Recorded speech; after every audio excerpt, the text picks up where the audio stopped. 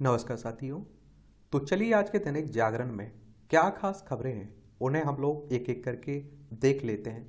और याद रखिए दैनिक जागरण का राष्ट्रीय संस्करण है, तो इसमें आप लोगों को महत्वपूर्ण खबरें ही देखने को मिलेंगी। संसद का विशेष सत्र आज से और अमृतकाल पर होगी चर्चा। और 5 दिनों का होगा सत्र, नए भवन में होगी बैठकें और कई अहम विधेयक होंगे पेश और कुछ चौंकाने वाले विधेयक भी आने की अटकलें हैं। और नए संसद भवन के गज द्वार पर उपराष्ट्रपति ने फहराया है तिरंगा। और देखिए भारत की संसद की बात करें तो भारत गणराज्य का सर्वोच्च विधायी निकाय है। और आप देखते हैं कि संसद के 3 भाग होते हैं। एक तो आप देखते हैं कि राष्ट्रपति साहब, एक राज्यसभा, एक आप देखते हैं लोकसभा। राज्यों की जो परिषद है ना उसे राज्यसभा कहते हैं, लोकसभा लोगों की परिषद कहते हैं। ये भी आप लोग याद रखिएगा इसमें।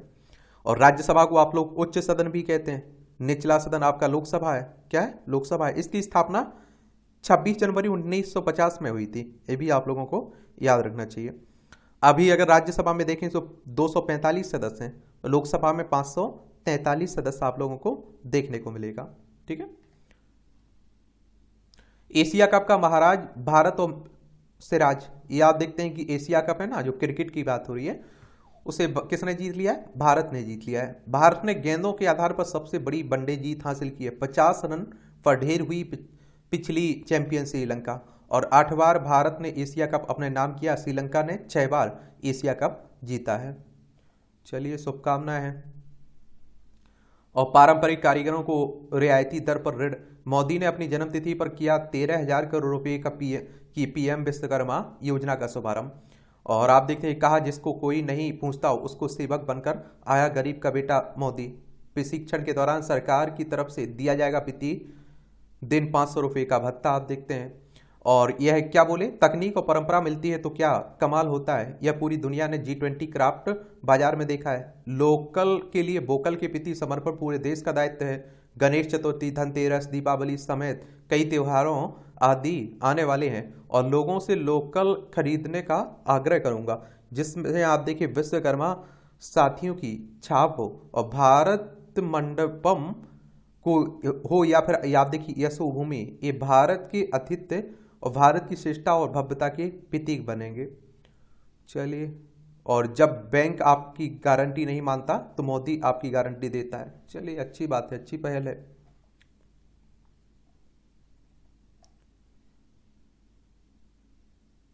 बदलाव चाहती है देश की जनता, कांग्रेस कह रही है। आप देखते हैं कि अभी चुनाव विधानसभा के हैं कुछ राज्यों में और 2024 में आपके लोकसभा के हैं।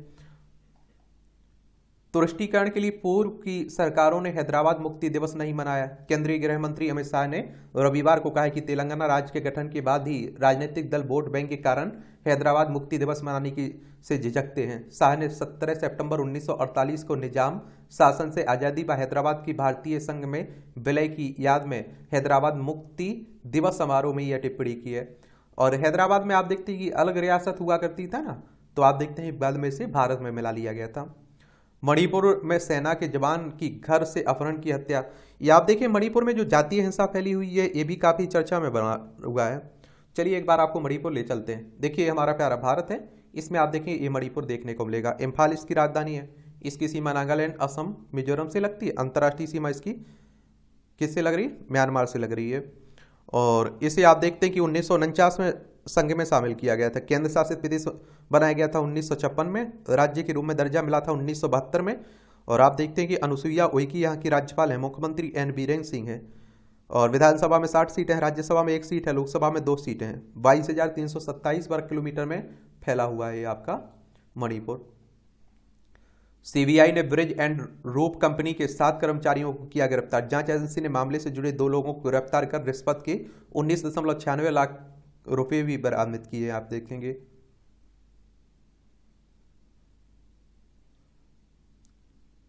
कर्नाटक में 3 और उप मुख्यमंत्री की उठ रही मांग।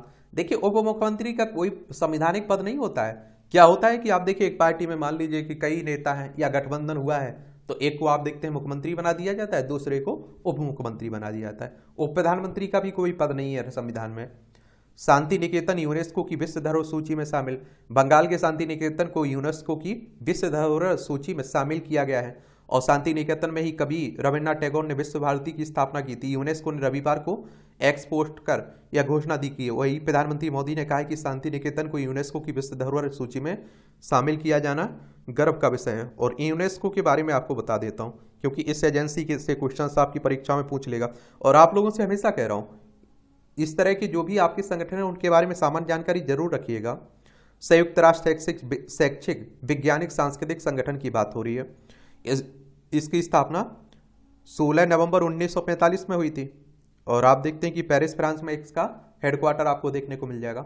चीन और पाकिस्तान खेमे पर कहर बरपाएगी पिलय। रक्षा मंत्रालय ने पिलय बैलिस्टिक मिसाइलों की खरीद को दी मंजूरी। इससे चीन और पाकिस्तान से लगी सीमा पर किया जाएगा तैनात। मिसाइल की विशेषता की बात करें तो 150 से 500 किलोमीटर तक मार करने वाली क्वासी बैलिस्टिक मिसाइल है। सतह से सतह पर मार करने में सक्षम है। 350 से आप देखिए 700 किलोग्राम पारंपरिक वारहेड ले जाने की क्षमता रखती है। इसे बनाने का कार्य 2015 में शुरू किया गया था। इसकी तुलना चीन की डांग फेंग 12 और रूस की इरकंदर मिसाइल से की जाती है।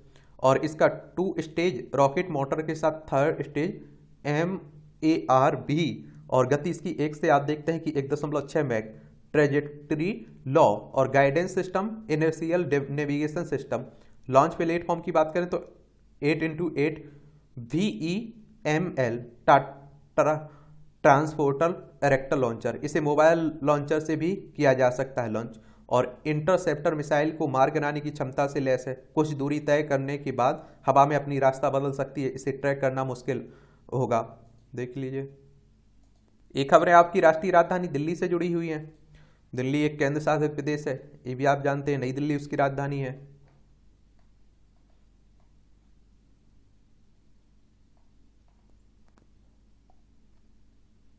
सुविधाओं व संकेतकों के अभाव में सूना पड़ा गेमिंग जोन। नई दिल्ली रेलवे स्टेशन पर इसी वर्ष शुरू किया गया था ना गेमिंग जोन। करीब 1.5 करोड़ रुपए की आई थी इसमें लागत। इसमें सुविधाएं आप देखें तो बच्चों से लेकर बुजुर्गों तक के लिए सुविधाएं उपलब्ध हैं। Soft play, kids dolphin, kids bike. सत्यनिष्ठा कायम नहीं रख पाए तो न्याय क्षेत्र हो जाएगा बर्बाद। ये मुख्य न्यायाधीश आप देखिए चंद्रचूड़ का अधिवक्ताओं व न्यायाधीशों को संदेश दिया जा रहे हैं। और आप देखिए कि हमारे सर्वोच्च न्यायालय की न्यायाधीश है मुख्य न्यायाधीश। और सुप्रीम कोर्ट की बात करें तो आप सभी जानते हैं कि संवैधानिक संस्था है। संवैधानिक संस्था कहने का मतलब होता है किसी संविधान के किसी अनुच्छेद में इसकी स्थापना की बात की गई है, ठीक है। और आप देखेंगे कि 124 अनुच्छेद को पढ़ेंगे ना तो सुप्रीम कोर्ट की स्थापना की बात की गई। 28 जनवरी 1950 में इसकी स्थापना हुई थी। इसमें जो आप देखते हैं कि न्यायाधीश रहते हैं ना, उनकी सेवानिवृत्ति की उम्र 65 साल रखी गई है।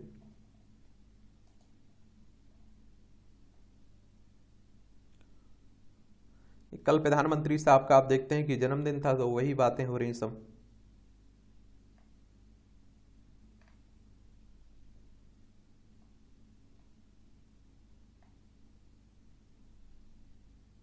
अब ट्रेन के जरिए दिल्ली से पहुंच सकेंगे काठमांडू। और बिहार के रक्सौल से काठमांडू तक 141 किलोमीटर बिछनी है रेल लाइन। प्रोजेक्ट रिपोर्ट पर नेपाल की सहमति का भारत को प्रतीक्षा। और 24,000 करोड़ की लागत से बननी है ये रेल लाइन। अच्छी बात है। भारत से चल रही हैं 4 परियोजनाएं। ये आप देखें, नेपाल बांग्लादेश के साथ अभी 125 किलोमीटर लंबाई और 2,722 करोड़ की लागत वाली 5 नई परियोजनाओं पर काम विभिन्न चरणों में है। इन पर 2,722 करोड़ रुपए खर्च होंगे। और इन परियोजनाओं में आप देखिए बालू घाट, हिली, जोगबनी विराटनगर नेपाल में, अगरतला अखौरा बांग्लादेश एवं महिषासन भारत। 0 पॉइंट बांग्लादेश शामिल है इसमें। सभी लाइनें, चारों लाइनें नई हैं। इसके अतिरिक्त जयनगर बिजलपुरा लाइन पर भी काम किया जा रहा है, जिसमें बिजलपुरा से नेपाल के वडीवास तक विस्तार किया जाना है। इसमें ये आप देखिए, सब आप सभी जानते हैं कि क्या हो रहा है, राजनीति की बातें हो रही हैं। क्योंकि आपको बता दूं कि ये तेलंगाना में क्या है, इसी साल है चुनाव तेलंगाना में। और यहाँ आप देखते हैं कि मुक्ति की बातें हो रही हैं कि हमारी सरकार बनी तो कांग्रेस कह रही हम ये देंगे वो देंगे। देखिए तेलंगाना ये है आपका आंध्र प्रदेश से अलग करके बनाया गया था तेलंगाना। 2 जून 2014 की बात है। इसकी सीमा छत्तीसगढ़, महाराष्ट्र, कर्नाटक, आंध्र प्रदेश से लगती है। और आप देखिए तमिल साई सुंदरराजन यहाँ के राज्यपाल हैं। मुख्यमंत्री के चंद्रशेखर राव हैं। और विधानसभा में आप देखिए 119 सीटें हैं। और विधान परिषद में आप देखते हैं कि 40 सीटें हैं, राज्यसभा में 7 सीटें हैं, लोकसभा में 17 सीटें हैं। 1,12,077 वर्ग किलोमीटर में फैला हुआ है। ये चुनाव करवाता कौन है, ये आप लोग बताइए।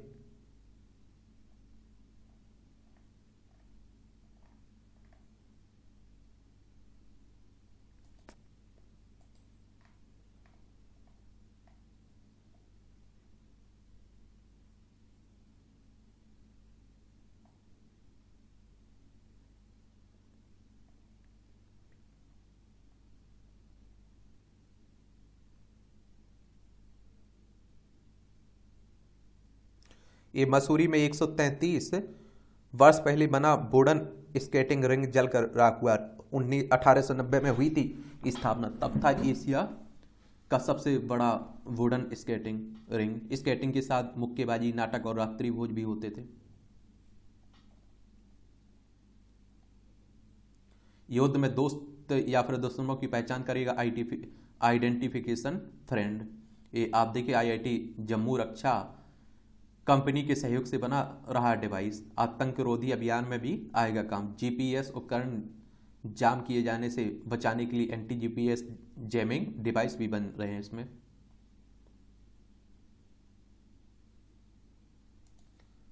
ईडी ने हेमंत सोरेन को भेजा चौथा समन। 23 सितंबर को पूछताछ के लिए बुलाया गया। सोरेन ने ईडी के समन की चुनौती देते हुए सुप्रीम कोर्ट में दाखिल कर रखी है याचिका। ईडी ने भी सुप्रीम कोर्ट में कैविएट दाखिल कर अपना पक्ष सुनने का किया है। ये आप देखें जमीन घोटाले की मामले हो रही है झारखंड के मुख्यमंत्री साहब की।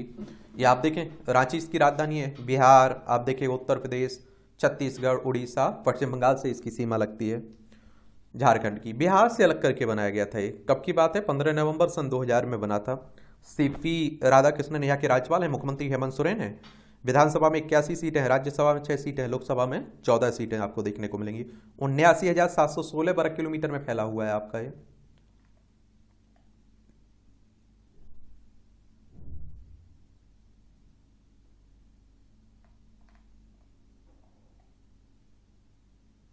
हेमंत ने असम में शुरू किया 1 करोड़ पौधे लगाने का अभियान। अच्छी बात है और अच्छी पहल है। बस क्या होना चाहिए उसमें, कम से कम उनकी देखभाल होना चाहिए, लगा के भूल ना जाना चाहिए, क्योंकि करोड़ों का प्रोजेक्ट होगा ये।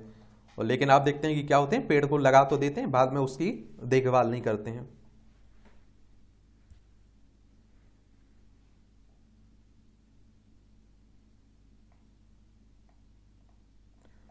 पर्यावरण संरक्षण संघ रोजगार सृजन कर रही है जलकुंभी से बनी साड़ी। जल का कचरा दूर करने को जमशेदपुर के इंजीनियरों की अनूठी पहल। यूरोप तक साड़ियों की हो रही बिक्री। कचरे से कमाई का दे रहे हैं प्रशिक्षण। अच्छी बात है, अच्छी पहल भी है। गत सप्ताह दिल्ली में संपन्न G20 शिखर सम्मेलन में आयोजन में भी भव्य नहीं था। इसमें आप देखिए भारत की वैश्विक छवि को भी नया आयाम दिया गया है। हमारी विदेश नीति कूटनीतिक दक्षता को भी चहुं और प्रशंसा हो रही है। देखिए G20 की बात करें तो ग्रुप ऑफ 20 की बात कर रहा हूँ। 26 सितंबर 1999 में इसकी स्थापना हुई थी। 2008 में आप देखिए इसका पहला शिखर सम्मेलन हुआ था। वैश्विक अर्थव्यवस्था में प्रमुख मुद्दों पर चर्चा करने के लिए व्यवस्थित रूप से महत्वपूर्ण औद्योगिक और विकासशील अर्थव्यवस्थाओं को एक साथ लाना इसका काम है, उद्देश्य है। और 21 सदस्यों में आप देखिए तो अर्जेंटीना हो गया, ऑस्ट्रेलिया, ब्राजील, कनाडा, चीन, France, Germany, Bharat, Indonesia, Italy, Japan, Mexico, दक्षिण कोरिया, रूस, सऊदी अरब, दक्षिण अफ्रीका, टर्की, यूनाइटेड किंगडम, संयुक्त राज्य अमेरिका और अफ्रीकी संघ, यूरोपीय संघ इसमें शामिल हैं। ये आप लोग जरूर याद रखिएगा। समावेशी नेतृत्व के वादे पर खरा उतरा भारत। G20 की अध्यक्षता भारत के लिए बदलती वैश्विक परिदृश्य में एक बेहद महत्वपूर्ण अवसर था और समावेशी और आप देखते हैं कि परिणाम देने वाले नेतृत्व के वादे पर भारत पूरी तरह से खरा उतरा। अफ्रीकी संघ की सदस्यता और दिल्ली घोषणा पत्र पर सभी की सहमति प्राप्त करना हमारी बड़ी चुनौती है। कई बार हम लोग इस तरह के आर्टिकल देखे हैं। वैश्विक नेतृत्व की राह पर है। विश्व व्यवस्था में बदलाव G20 सम्मेलन में साफ दिख रहा है। भारत एक बड़ी ताकत बनकर उभरा हुआ है। भारत और अमेरिका यूरोप की दोस्ती से बदले समीकरण आप देखेंगे इसमें। और कमजोर यूरोप का विकल्प विनिर्माण में बड़ी ताकत। भारत के लिए गेम चेंजर होगा corridor. India middle east Europe economic corridor Bharat के लिए गेम चेंजर साबित हो सकता है। भारत ने ढांचागत सुविधाएं विकसित करने के लिए प्रोजेक्ट में अमेरिका, यूरोप, सऊदी अरब जैसे देशों को एक मंच पर साथ लाकर चीन की वन बेल्ट वन रोड परियोजना का कार्ड प्रस्तुत किया है। ये आप देखिए मुंबई से UAE, सऊदी अरब, जॉर्डन, इजराइल, फ्रांस तक जाएगा। ये जरूर याद रखिएगा। और अक्षय ऊर्जा संसाधनों से समृद्ध है अफ्रीकी संघ, ये भी याद रखिए। $3 ट्रिलियन है अफ्रीकी संघ देश की संयुक्त जीडीपी। 55 देशों से मिलकर बना है अफ्रीकी संघ। इस संघ में दुनिया के सबसे गरीब देश शामिल हैं। और आप देखते हैं 1.4 अरब है अफ्रीकी संघ में शामिल सभी देशों की जनसंख्या। भारतीय रक्षा उत्पादों के लिए बड़ा बाजार भी माना जाता है अफ्रीकी संघ।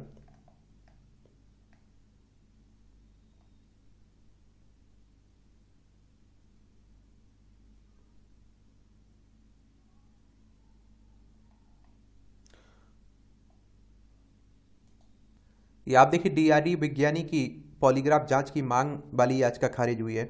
ये पॉलीग्राफ एक ऐसी मशीन है जिसका प्रयोग झूठ पकड़ने के लिए किया जाता है। खासकर इसका प्रयोग तब किया जाता है जब किसी अपराध का पता लगाना होता है।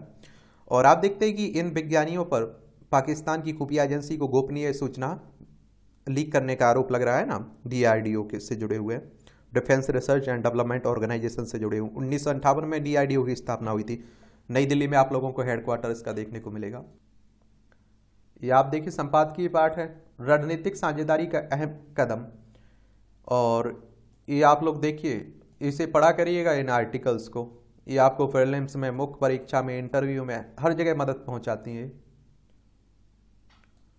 तो उतार चढ़ाव भरे और जटिल होते वैश्विक ढांचे में पश्चिम एशिया के साथ भारत की बढ़िया सक्रिय सहभागिता किसी मास्टर स्ट्रोक से कम नहीं है। हालिया G20 शिखर सम्मेलन में पश्चिम एशिया मध्य पूर्व के साथ इस साझेदारी को नया आयाम मिला है और जिसमें यूरोप की कड़ी भी साथ जुड़ गई है। सम्मेलन में भारत मिडिल ईस्ट यूरोप आर्थिक कॉरिडोर यानी कि IMEC पर बनी सहमति समग्र विकास के पथ पर एक मील का पत्थर सिद्ध होगी। इस पहल का उद्देश्य भारत, पश्चिम एशिया और यूरोप के बीच व्यापार, आर्थिक रिश्तों और रणनीतिक साझेदारी को मजबूत बनाना है। और अपनी प्रकृति को देखते हुए यह चीन की प्रतिस्पर्धी बेल्ट एंड रोड इनिशिएटिव परियोजना के लिए चुनौती बनने में सक्षम है। और इस प्रस्तावित कॉरिडोर में ऊर्जा, तकनीक, विनिर्माण क्षेत्र जैसे क्षेत्रों पर मुख्य रूप से जोर दिया जाएगा। और इसके पीछे एक उद्देश्य यह भी है कि शक्ति का संतुलन एक ही स्थान पर केंद्रित ना हो और सभी साझेदार देशों को इसका बराबर लाभ मिले। यही कारण है कि G20 शेरपा इस परियोजना की संभावनाओं को लेकर खासे उत्साहित दिखे। IMEC के माध्यम से रेलवे लाइन, हाइड्रोजन पाइपलाइन और ऑप्टिकल फाइबर केबल का बहुआयामी नेटवर्क विकसित किया जाएगा। और इसमें पूर्वी कॉरिडोर जहां पश्चिम एशिया को भारत से जोड़ेगा, तो वहीं आप देखते हैं कि उत्तरी कॉरिडोर पश्चिम एशिया को यूरोप से जोड़ेगा। यह इन क्षेत्रों में कनेक्टिविटी के लिहाज से बहुत क्रांतिकारी पहल होगी। भारत, संयुक्त अरब अमीरात यानी कि UAE, सऊदी अरब, जॉर्डन, इजराइल और यूरोपीय देशों जैसे सदस्यों की भी जुड़ाव की दृष्टि से देखें तो यह परियोजना रणनीतिक महत्व की भी नजर आती है। असल में यह वही प्राचीन व्यापारिक मार्ग है जो सदियों से वस्तुओं के व्यापार से लेकर संस्कृति एवं ज्ञान के आदान प्रदान का माध्यम रहा है। भारत पहले से ही पश्चिम एशिया के साथ अपने व्यापारिक रिश्तों को नए सिरे से ऊर्जा देने में लगा है। UAE के साथ व्यापार समझौता इसका बड़ा उदाहरण है, जो भविष्य में खाड़ी के अन्य देशों के साथ व्यापारिक वार्ताओं में आप देखिए आधार बनेगा। UAE के साथ व्यापक आर्थिक साझेदारी अनुबंध ने वैश्विक व्यापार तंत्र में भारत की स्थिति मजबूत करने के साथ ही दोनों देशों के बीच आर्थिक साझेदारी को सशक्त बनाया है। और इसकी सफलता से ही भारत खाड़ी सहयोग परिषद यानी कि GCC कि 6 देशों के साथ मुक्त व्यापार समझौते FTA की संभावनाएं तलाशने पर तत्परता से काम कर रहा है। और अधिकारियों को उम्मीद है कि जल्द ही सकारात्मक परिणाम मिलेंगे। इससे खाड़ी क्षेत्रों में भारत के व्यापारिक रिश्ते प्रगाढ़ होने के साथ आर्थिक साझेदारी को भी गति मिलेगी।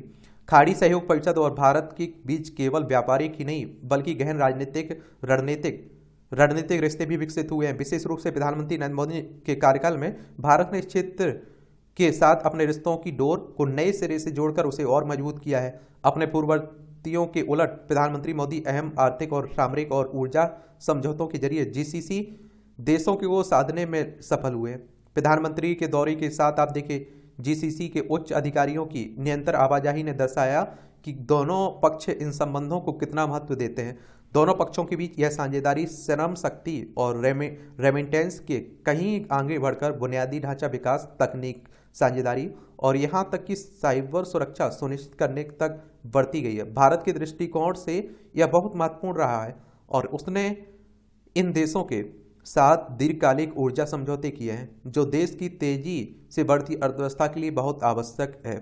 और प्रधानमंत्री मोदी के कार्यकाल में आप देखें भारत जीसीसी रिश्तों में रणनीतिक गहराई का एक उल्लेखनीय पहलू यह भी रहा है कि इन रिश्तों के बावजूद भारत ने गजब का भू राजनीतिक संतुलन भी साधे रखा है। एक प्रमुख ऊर्जा आपूर्तिकर्ता ईरान के साथ रिश्तों के बावजूद भारत ने न केवल जीसीसी के साथ अपने रिश्तों को बनाए रखा है बल्कि उनके साथ अपनी सक्रियता को गति प्रदान की है। सऊदी अरब, आप देखिए यूएई जैसे ईरान के पारंपरिक प्रतिद्वंदी देश भारत के साथ रणनीतिक साझेदारी की दिशा में आगे बढ़े हैं। और यह दर्शाता है कि प्रधानमंत्री मोदी के नेतृत्व में भारत ने कितनी कूटनीतिक कुशलता से जटिल वैश्विक क्षेत्रीय प्रतिद्वंदिता के मसले को सुलझाते हुए क्षेत्र में एक प्रमुख खिलाड़ी के रूप में अपनी भूमिका को मजबूत किया है। और यह उस विश्वास और रणनीति गठजोड़ का द्योतक है जो जीसीसी देशों के साथ भारत की सक्रियता का प्रतीक बनकर उभरता है।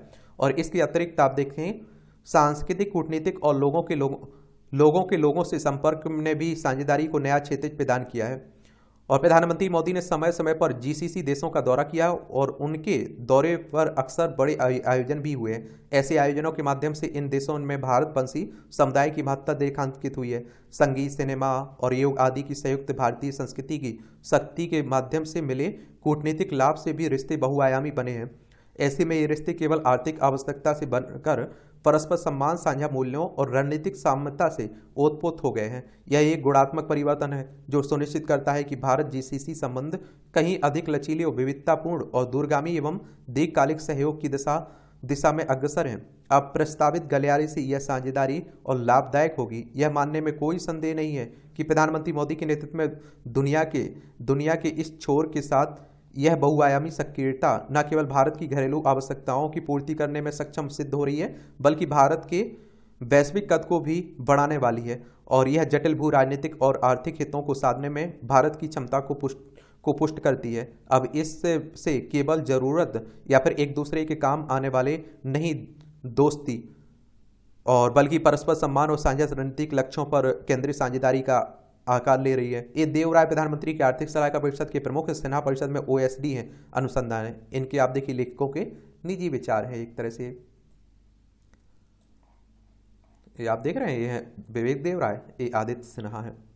स्वस्थ भारत का संकल्प, ये आप देखिए प्रधानमंत्री मोदी के नेतृत्व में भारत ने 2008 में आयुष्मान भारत योजना की शुरुआत की थी। इस योजना की शुरुआत राष्ट्रीय स्वास्थ्य नीति 2017 के प्रावधानों के तहत स्वस्थ सबको स्वास्थ्य की परिकल्पना को साकार करने के लक्ष्य के साथ की गई थी। आयुष्मान भारत योजना के तहत देश के कोने कोने में रह रहे लोगों तक व्यापक स्वास्थ्य सुविधाएं पहुंचाने का लक्ष्य रखा गया था। इसके तहत बचाव और जागरूकता से लेकर प्राथमिक, द्वितीयक और तृतीयक स्तर पर तक बेहतर स्वास्थ्य सेवाएं कैसे सुनिश्चित हो, इसकी पूरी व्यवस्था हेल्थ एंड वेलनेस सेंटरों और प्रधानमंत्री जन आरोग्य योजना के माध्यम से की गई है। मोदी सरकार का लक्ष्य है कि देश के हर कोने में रह रहे जन जन तक स्वास्थ्य सेवाएं पहुंचे। इस लक्ष्य को हासिल करने के लिए आप देखते हैं कि के लिए आयुष्मान भारत अभियान लॉन्च किया गया है। राष्ट्रपति द्रौपदी मुर्मू ने 13 सितंबर 2023 को इस अभियान का शुभारंभ किया है। और इस अभियान के तहत जन आरोग्य योजना को जन जन तक ले जाने, हर किसी का Ayushman Bharat health account ID बनाने और विभिन्न स्वास्थ्य सेवाएं देने का लक्ष्य रखा गया है। कई तरह की बीमारियों की पहचान के लिए व्यापक स्क्रीनिंग की व्यवस्था की गई है। इनमें आप देखिए TB, hypertension, sickle cell disease यानी कि रक्त संबंधी विकार, मधुमेह आदि के लिए गांव और शहरों में जांच अभियान चलाया जा रहा है। आयुष्मान भारत योजना का मूल लक्ष्य देश के 6.45 लाख गाँव और 2.55 लाख ग्राम पंचायतों तक पहुँचने का है ताकि लोगों के बीच इस योजना को लेकर जागरूकता आए और वे स्वास्थ्य सेवाओं का लाभ ले सकें। पंडित दीनदयाल उपाध्याय जी ने की अंत्योदय संकल्पना के अनुकूल इस अभियान को तैयार किया गया है ताकि स्वास्थ्य योजनाओं का लाभ समाज के हर एक व्यक्ति को मिल पाए। सबको स्वास्थ्य के लक्ष्य को पूरा करने के लिए इस अभियान के तहत सेवा पखवाड़ा मनाया जा रहा है और इसमें आप देखिए अंगदान अभियान चलाना शामिल है। साथ ही स्वच्छता अभियान और रक्तदान अभियान जैसी कई और गतिविधियां चलाई जा रही हैं। और इस अभियान के 3 मूल आधार हैं, आयुष्मान आपके द्वार, आयुष्मान सभा और आयुष्मान मेला। इसके आप देखते हैं कि तहत समाज केंद्रित सोच के साथ जन जन तक स्वास्थ्य सेवाओं को पहुंचाने का काम किया जाएगा। आयुष्मान आपके द्वार का यह तीसरा संस्करण है। इसके तहत आयुष्मान कार्ड बनाने में और तेजी लाई जाएगी वहीं आयुष्मान सभा के जरिए गांव में के स्तर पर विभिन्न स्वास्थ्य योजनाओं को लेकर जागरूकता का प्रसार किया जाएगा।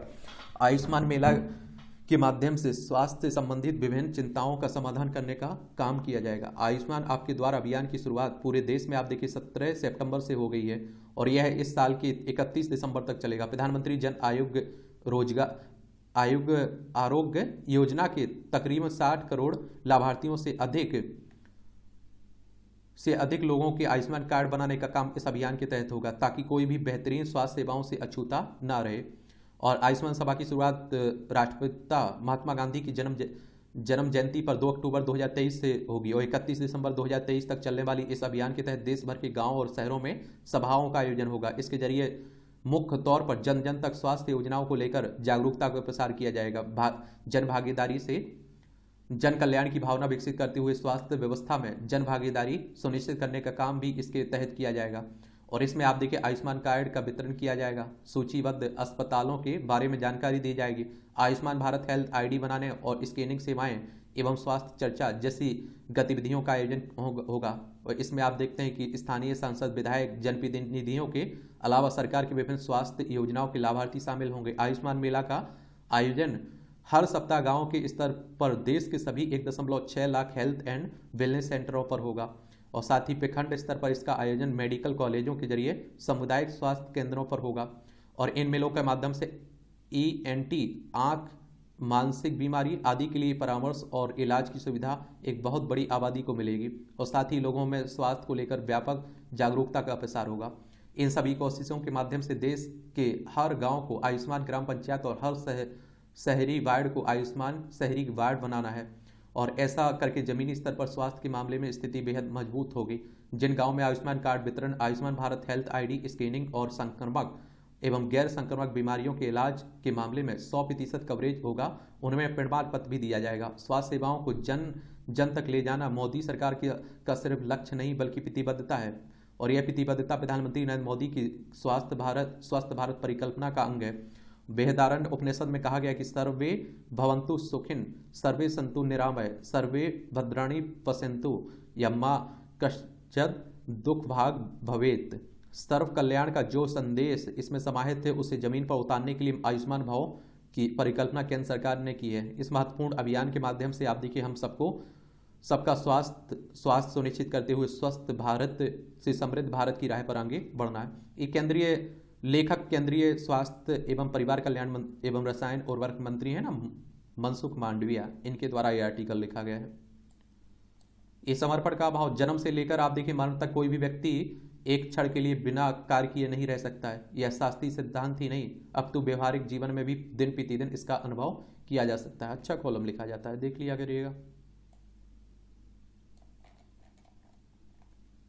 संसद का विशेष जो सत्र हो रहा है, चलिए उसी की बातें हो रही हैं। कब रोकेगा अवैध खनन? प्रदेश सरकार की ओर से उन अधिकारियों के खिलाफ सख्त कार्रवाई की जानी चाहिए जो अवैध खनन करने वालों को संरक्षण देते हैं। और पंजाब की बात नहीं है, हर जगह आप देखते हैं कि काली कमाई, इससे आप देखते हैं भ्रष्टाचार भी बहुत है इसमें। सतत विकास लक्ष्यों से दूर होता विश्व, ये आप देखते हैं कि जो SDG इंडेक्स है उनके बारे में आप लोगों को जरूर याद रखना चाहिए। मैं आप लोगों से हमेशा बोलता हूं कि वो आपको प्रीलिम्स में, मुख्य परीक्षा में, इंटरव्यू में और जब आंसर राइटिंग कर रहे होंगे, निबंध लिख रहे होंगे, SDG इंडेक्स की बात हो रही है तो आप देखते हैं कि वहां भी क्वेश्चंस पूछा जाएगा। तो मैं इसलिए बोल रहा हूं कि जरूर याद रखिएगा। और सतत विकास लक्ष्यों को अपनाने का फैसला संयुक्त राष्ट्र शिखर सम्मेलन में लिया गया था। इस संबंध में महासभा की बैठक 2015 में आयोजित की गई थी। इसी बैठक में अगले 15 साल के लिए 17 लक्ष्य तय किए गए थे, जिनको 2016 से 2030 की अवधि में हासिल करने का निर्णय लिया गया था। और इस बैठक में 193 देशों ने भाग लिया था। समझ रहे हैं आप लोग? इसमें अगर आप देखिए, हम 17 बता देता हूं आपको। पहला लक्ष्य क्या कहता है? गरीबी पूर्णता समाप्ति। दूसरा भुखमरी की समाप्ति। तीसरा अच्छा स्वास्थ्य और जीवन स्तर। चौथा गुणवत्तापूर्ण शिक्षा। पांचवा लैंगिक समानता। छठवां साफ पानी और स्वच्छता। सातवां सस्ती स्वच्छ ऊर्जा। आठवां अच्छा काम और आर्थिक विकास। नौवां उद्योग नवाचार बुनियादी ढांचा का विकास। 10वां असमानता में कमी। 11वां टिकाऊ शहरी और सामुदायिक विकास। 12वां जिम्मेदारी के साथ उपभोग उत्पादन। 13वां जलवायु परिवर्तन। 14वां पानी में जीवन। 15वां भूमि पर जीवन। 16वां शांति और न्याय के लिए संस्थान। और लक्ष्य आप देखिए 17 लक्ष्य प्राप्ति में सामूहिक साझेदारी, इसके आप देखेंगे। हाल ही में संयुक्त राष्ट्र महासभा द्वारा जारी यूनाइटेड इन साइंस रिपोर्ट में जलवायु परिवर्तन, इसके प्रभाव और प्रतिक्रियाओं का सिंहावलोकन प्रस्तुत कर कहा गया है कि जलवायु परिवर्तन के खिलाफ चल रहे प्रयास अगर वर्तमान गति से ही चलते रहे तो दुनिया 2030 से पहले 1.5 डिग्री सेल्सियस तापमान वृद्धि सीमा को पार कर जाएगी। और चिंता की बात इसलिए है कि जलवायु परिवर्तन के कारण सतत विकास लक्ष्यों को हासिल करने से अभी दुनिया 85% दूर है, जबकि आधी अवधि बीत चुकी है। रिपोर्ट से पता चलता है कि जलवायु परिवर्तन के प्रभाव दुनिया को विनाश की ओर धकेल रहे हैं। दिल्ली में आप देखते हैं मई 2022 तक 5 बार हीट वेव देखी गई है और अधिकतम तापमान रिकॉर्ड तोड़ 49.2 डिग्री सेल्सियस तक पहुंच गया है। दिल्ली की आधी आबादी कम आय वाली बस्तियों में रहती है और गर्मी के प्रति अत्यधिक संवेदनशील है, और इस हीट वेव ने विनाशकारी सामाजिक, आर्थिक और सार्वजनिक स्वास्थ्य प्रभाव को जन्म दिया है। अगर दुनिया को पेरिस समझौते के मुताबिक तापमान वृद्धि को कम रखना है तो 2030 तक वैश्विक ग्रीन हाउस गैस उत्सर्जन को 45% तक कम करना होगा, लेकिन इसके विपरीत कार्बन उत्सर्जन बढ़ गया है। रिपोर्ट के मुताबिक आप देखिए जलवायु परिवर्तन सतत विकास लक्ष्यों को हासिल करने में बड़ी चुनौती बन गया है, और इसमें आप देखिए कहा गया है कि नवीकरणीय ऊर्जा महत्वपूर्ण होगी, जो संभावित रूप से नेट जीरो के लक्ष्य तक पहुंचने के लिए कार्बन उत्सर्जन में 3/4 कटौती प्रदान करेगी। लेकिन कोयला जलाने से होने वाला उत्सर्जन तेजी से कम नहीं हो रहा है। दशक के अंत तक कोयला उत्सर्जन को 67 से 82% तक कम करने की आवश्यकता है, और यदि अब भी त्वरित एवं प्रभावी कदम नहीं उठाए गए तो यह मानवता के अस्तित्व के लिए एक बड़ा संकट बन जाएगा। हालांकि देश को कितनी जमीनी भरपाई करने की जरूरत है, इसका वैश्विक मूल्यांकन इसी वर्ष नवंबर में होने वाली COP28 में पता चलेगा। बहरहाल रिपोर्ट बताती है कि अधिक न्यायसंगत नवीकरणीय ऊर्जा आधारित जलवायु लचीली वैश्विक अर्थव्यवस्था में न्यायसंगत परिवर्तन की गति को तेज करने के लिए सामूहिक वैश्विक इच्छा शक्ति की जरूरत है, और वैज्ञानिक मूल्यांकन ने एक बार फिर कार्रवाई की तत्कालिकता पर प्रकाश डाला है। और इस बीच जो आबादी जलवायु संकट के लिए सबसे कम जिम्मेदार है, वह पहले से ही इसके प्रभाव से पीड़ित है और उससे नुकसान से उबरने के लिए तत्काल मदद की जरूरत है। लिहाजा जलवायु मुद्दे पर सरकारी और अंतर्राष्ट्रीय वित्तीय संस्थानों को तत्काल ध्यान देने की आवश्यकता है। चलिए यहाँ भी आप देखते हैं छोटे छोटे कॉलम है, ये भी देख लिया करिएगा। साइबर धोखाधड़ी पर अंकुश के उपाय। हाल ही में सुप्रीम कोर्ट के आधिकारिक वेबसाइट की नकल बना लेने का एक मामला सामने आया था। साथ ही अनधिकृत सॉफ्टवेयर के जरिए IRCTC की वेबसाइट हैक करने जैसे मामलों ने साइबर धोखाधड़ी को लेकर एक बार फिर चिंता बढ़ा दी है। साइबर ठग न केवल फर्जीवाड़ा करते लोगों को बड़ी आसानी से गुमराह करते हैं, बल्कि उनका निजी और गोपनीय डाटा भी चुरा लेते हैं। ऐसे में तकनीकी व्यवस्था को मजबूती प्रदान करते हुए इस चुनौती से निपटा जा सकता है। और एक बात आप जानते हैं कि फर्जी वेबसाइट बन जाती हैं, उस पर आप देखिए राम मंदिर के लिए बन गई थी, और आप देखिए कि करोड़ों का घोपला हो गया था। आप फॉर्म भरते हैं तो उसकी भी वेबसाइट बना दी जाती है और लोगों को ठग लिया जाता है। ये डाटा कर गया टाटा, खरी खरी तंज कसा जाता है। सत्ता की धमक के स्याह पन्ने। उत्तर प्रदेश में आप देखिए रामपुर में आयकर विभाग की जो छानबीन हुई थी ना आजम खान के यहाँ, उन्हीं की बात हो रही। सभी को आत्मसम्मान करने में समर्थ सनातन। तमिलनाडु के मुख्यमंत्री MK स्टालिन के पुत्र उदयनिधि स्टालिन से लेकर देश भर में ऐसे अनेक लोग हैं जो आजकल सनातन के विरुद्ध नई उपमाएं गढ़ रहे हैं, परंतु सनातन को कोई समाप्त नहीं कर सकता है, यह शाश्वत है। प्रत्येक वर्ष एक नई कार लॉन्च करने की तैयारी में MG मोटर। कर नहीं चुकाने वालों को चॉकलेट भेज रहा है SBI। बैंक की फोन कॉल की जवाब नहीं देने वाले ग्राहकों को घर जाकर मिल रहे हैं अधिकारी। खुदरा ऋण वितरण के बीच बेहतर कर्ज वसूली के उद्देश्य से उठाया जा रहा है एक कदम। चलिए अच्छी। BSE की शीर्ष 9 कंपनियों का बाजार पूंजीकरण बढ़ा है। राइट्स इश्यू से 10,000 करोड़ जुटाएगा सिडबी। देखिए SBI की बात करें तो स्टेट बैंक ऑफ इंडिया की बात होती है। इसमें आप लोग खाते भी खुलवाए होंगे, खुलवाते भी हैं, उसमें दोहरा क्या है। इसकी स्थापना कब हुई थी ये आप लोग याद रखिए, 1 जुलाई 1955 में। इसका हेडक्वार्टर मुंबई में महाराष्ट्र में देखने को मिलेगा। वहीं अगर आप देखिए सिडबी की बात करें, small industries development bank of India, इसके बारे में याद रखिएगा। इसकी स्थापना के बारे में याद रखना चाहिए, इससे भी क्वेश्चंस पूछ लाता है। 2 अप्रैल 1990 में इसकी स्थापना हुई थी। ठीक है, लखनऊ में उत्तर प्रदेश में इसका हेडक्वार्टर देखने को मिलेगा, ये भी याद रखिएगा।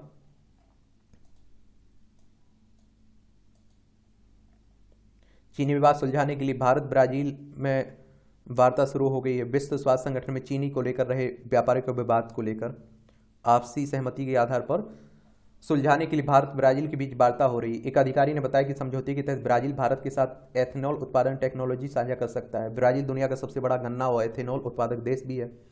देखिए, अगर WTO की बात करें, किसकी बात हो रही? वर्ल्ड ट्रेड ऑर्गेनाइजेशन की बात कर रहा हूं मैं। 1 जनवरी 1995 में इसकी स्थापना हुई थी। जेनेवा स्विट्जरलैंड में इसका हेडक्वार्टर देखने को मिलेगा। दूरसंचार कंपनियों व OTT का विवाद सुलझाने को लेकर सक्रिय हुई सरकार।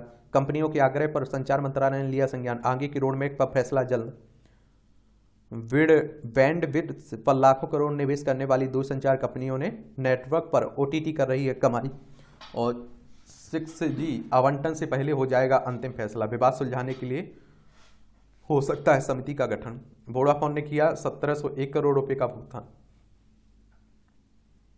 वोडाफोन आइडिया ने पहले पखवाड़े में घटी डीजल की बिक्री। सबसे ज्यादा इस्तेमाल होने वाले ईंधन की खपत सालाना आधार पर 5.8% घटी। कुछ हिस्सों में औद्योगिक गतिविधियां धीमी होने से लगातार दूसरे महीने आई गिरावट।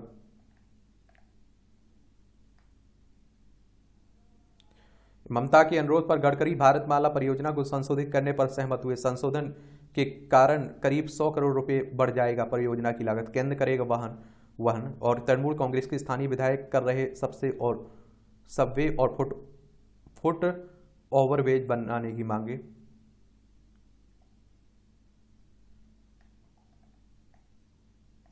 हेमंत बिस्वा शर्मा सिंगापुर की प्रतिष्ठित फेलोशिप के लिए चयनित हुए। असम के मुख्यमंत्री हैं ना।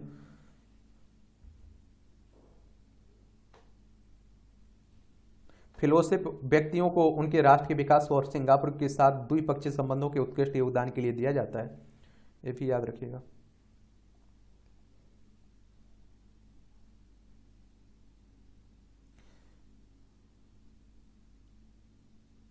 ये टोफल परीक्षा देने वाले भारतीयों की संख्या 59% बढ़ी। विदेश में पढ़ाई का सपना देखने वाले इस टेस्ट में लेते हैं भाग। ये आप देखिए, test of English as a foreign knowledge की बात हो रही है। ये अंतर्राष्ट्रीय खबरें हैं। निर्णायक साबित होगा भारत में 40C 295 विमान का उत्पादन। और स्पेन में भारत के राजदूत बोले देश में तैयार होगा एरोस्पेस इकोसिस्टम। भारतीय वायुसेना को पहला C-295 विमान मिल गया है। और इसकी विशेषताओं की अगर हम लोग बात करें तो आप देखिए कि C-295 विमान का उपयोग 71 सैनिकों या फिर 50 पैराशूट के सामरिक परिवहन के लिए किया जाता है। इसके अलावा इसका इस्तेमाल उन स्थानों पर सैन्य साजो सामान और रसद पहुंचाने के लिए किया जाता है जहां मौजूदा भारी वाहन विमानों के जरिए नहीं पहुंचा जा सकता है।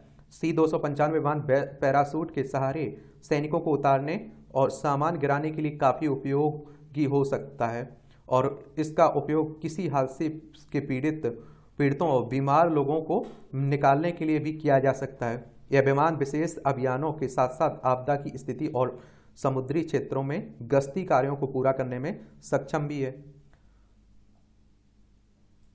आपदा प्रभावित लीबिया में लोगों को नहीं मिल रही मदद, उठी एकता की आवाज़। लीबिया में जो आप देखते हैं आया हुआ है तूफान, कह लीजिए बाढ़, उसी की बात हो रही। भारतवंशी जाह्नवी को न्याय दिलाने के लिए सेटल में हादसे वाले चौराहे पर प्रदर्शन। अमेरिका के सेटल में पुलिस वाहन की टक्कर से हुई थी मौत इनकी। अमेरिका का राष्ट्रपति बना तो खत्म कर दूंगा H1 वीजा, रामास्वामी कह रहे हैं।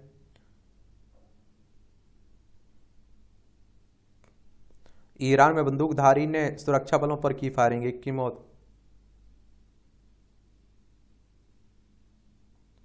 पाकिस्तान के 29वें मुख्य न्यायाधीश बने जस्टिस ईसा, ये आप लोग याद रखिएगा।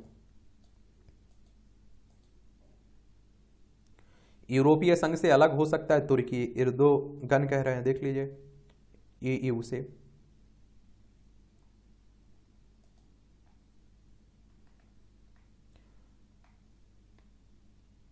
किम की रूस की यात्रा पूरी, अब भेंट में मिली 5 ड्रोन और बुलेट प्रूफ जैकेट, देख लीजिए। ये आप सभी जानते हैं उत्तर कोरिया के जो शासक है ना, वो अभी रूस की यात्रा पर गए हुए थे। अब एक खेल का क्षेत्र है, खेल में आप लोग क्रिकेट को काफी पसंद करते हैं तो देख लिया करिएगा। ये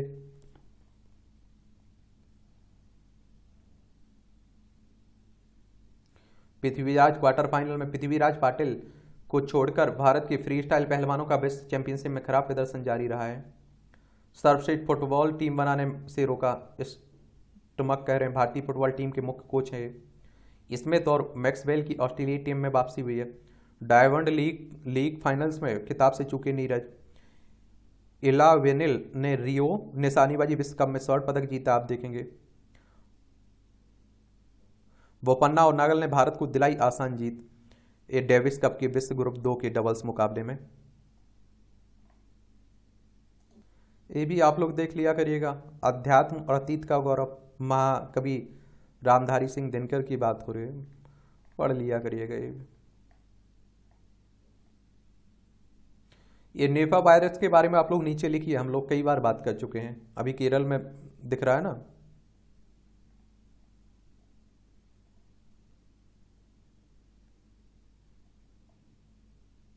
ये 1 रैंक 1 पेंशन को लेकर पूर्व सैनिकों ने किया प्रदर्शन। अमृता शेरगिल की the story teller record 61.8 crore रुपए में बिकी। देखिए प्रख्यात चित्रकार हैं ये, उनकी 1937 की ये कृति है। यहाँ आपको जनरल नॉलेज की जानकारी मिल जाएगी, परीक्षा के पॉइंट ऑफ व्यू से भी पॉइंट मिल जाते हैं। जहांगीर से मिलने सूरत पहुंचे इंग्लैंड के राजदूत सर थॉमस रो। ये 1615 में आज ही के दिन इंग्लैंड के राजा जेम्स प्रथम के राजदूत सर थॉमस रो मुगल बादशाह जहांगीर के दरबार में पहुंचे थे। उनका उद्देश्य सूरत में कारखाना स्थापित करने के लिए जहांगीर से अनुमति लेना था।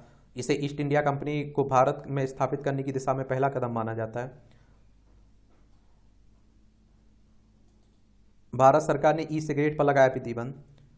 2019 में आज ही भारत सरकार ने अधिनियम पारित करके ई सिगरेट के उत्पादन, निर्माण, उत्पाद, आयात, निर्यात, बिक्री, वितरण, भंडारण व विज्ञापन पर प्रतिबंध लगा दिया था। युवाओं में तेजी से बढ़ते चलन की वजह से यह कदम उठाया गया था। इसकी सराहना विश्व स्वास्थ्य संगठन ने भी की थी। 5 राष्ट्रीय पुरस्कार जीतने वाली पहली अभिनेत्री है शबाना। 100 से ज्यादा फिल्म कर चुकी लोकप्रिय अभिनेत्री शबाना आजमी का जन्म 1950 में आज ही हैदराबाद में हुआ था। 1972 में film and television institute of India से अभिनय की पढ़ाई करने वाली शबाना ने 1974 में अंकुर फिल्म से अपना करियर शुरू किया। वह 5 बार सर्वश्रेष्ठ अभिनेत्री का राष्ट्रीय पुरस्कार जीतने वाली पहली अभिनेत्री बनी। 1988 में पद्मश्री, 2012 में पद्म विभूषण मिला और अंकुर, अर्थ, खंडहर, पार और गढ़मदर में उनके अभिनय को खास तौर पर सराहा है। ऐतिहासिक पोशाक में परेड। जर्मनी के बावेरियन के म्यूनिक शहर में विश्व प्रसिद्ध वार्षिक उत्सव ऑक्टेफेस्ट के मौके पर आप देखिए आयोजित परेड में प्राचीन काल की पोशाक पहनकर शामिल हुई महिलाएं। और मूल रूप से यह जर्मनी का बियर उत्सव है और जिसे विश्व का सबसे बड़ा लोक उत्सव भी कहा जाता है। इसमें 70 लाख लोग, लगभग 80 लाख लीटर से अधिक बियर गटक जाते हैं। इसमें गीत, संगीत, तरह तरह के भोजन के शौकीनों की महफिल भी सजती है। बचपन में कीमोथेरेपी से बढ़ता है ब्रेस्ट कैंसर का खतरा। 40 वर्ष की उम्र से पहले ही सामान्य महिलाओं की तुलना में 6 गुना अधिक होता है इसका जोखिम। कीमोथेरेपी करा चुकी महिलाओं को 25 वर्ष की उम्र में से ही कराना चाहिए स्क्रीनिंग। अस्वास्थ्य का नाश्ते से स्टॉक व हृदय रोग का खतरा, ये अनुसंधान कह रहा है। पाचन की गड़बड़ी बुजुर्गों में बढ़ा सकता है मनोविकार, अकेलापन, अवसाद और सामाजिक तौर पर अलगाव का बढ़ता है खतरा। ऐसे में इन मनोविकारों की स्क्रीनिंग से बेहतर किया जा सकता है इलाज। व्यवहार में परिवर्तनों की जांच में किया जाना चाहिए शामिल। यूपी के लड़के ने बनाया सबसे लंबे बालों का रिकॉर्ड। ग्रेटर नोएडा उत्तर प्रदेश के रहने वाले सिदकद्वीप सिंह चहल ने सबसे लंबे बाल रखने का 15 वर्षीय हैं ये, आप देखेंगे 146 सेंटीमीटर है इनके बालों की लंबाई। ये मूवियों से जुड़ी खबरें हैं, पढ़ना हो तो पढ़ लीजिए, छोड़ना हो तो छोड़ सकते हैं आप लोग। और इस तरह से देखेंगे आप लोग कि आज के न्यूज़पेपर की कहानी खत्म होती है। आप लोग पढ़ते रहिए, एंजॉय करते रहिए। आपको कोई सवाल हो मेरे लिए, सुझाव हो तो आप लोग बता सकते हैं। मेरी तरफ से आपको शुभकामनाएं हैं। ठीक है।